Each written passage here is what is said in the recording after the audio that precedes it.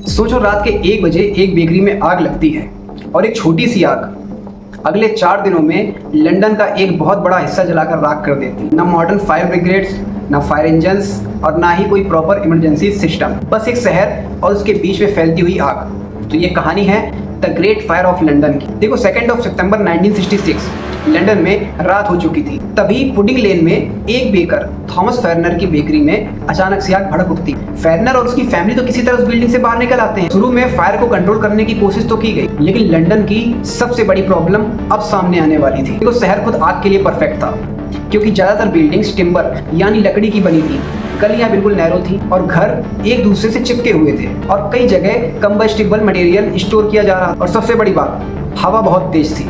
अब एक घर जलता है, फिर 2 घर जलते हैं, फिर 3 घर जलते हैं। वहाँ आग सिर्फ चल नहीं रही थी, वो लंदन के थ्रू दौड़ रही थी। अब देखो कुछ लोग घर छोड़कर भागने लगे, कुछ अपने वैल्यूबल सामान लेकर निकलने लगे और कोई अपने अपने फैमिली मेम्बर्स को सेफ जगह पहुंचा रहा था और कुछ अपनी आंखों के सामने अपना घर जलते हुए देख रहे हैं। कहीं कुछ लोग नदी की तरफ भागते हैं, कोई बोट्स में अपना अपना सामान भरने लगता है और यहाँ पर आग रुकने का नाम ही नहीं ले रही थी। और 3 सितंबर तक आग की फ्लेम्स लंदन के कई एरियाज तक पहुंच चुकी थी और 4 सितंबर को डिजास्टर ने एक नया लेवल ले लिया। सेंट पॉल कैथेड्रल भी आग की लपेट में आ गई। अब देखो उस टाइम पर वहाँ के लोगों के पास मॉडर्न फायर फाइटिंग सिस्टम नहीं था, तो अथॉरिटीज ने एक एक्सट्रीम डिसीजन लिया, वो ये कि आग को रोकने के लिए कुछ बिल्डिंग्स को जानबूझकर गिरा दो, क्योंकि अगर आग के फ्लेम के रास्ते में अगर बिल्डिंग्स ही नहीं होंगी तो आग की फ्लेम्स पर कंट्रोल किया जा सकता है। लेकिन ये एक डेस्परेट मूव था और धीरे धीरे वहां की हवा कम होने लगी और फाइनली 6 सितंबर को द ग्रेट फायर को कंट्रोल कर लिया गया। लेकिन तब तक लंदन बदल चुका था।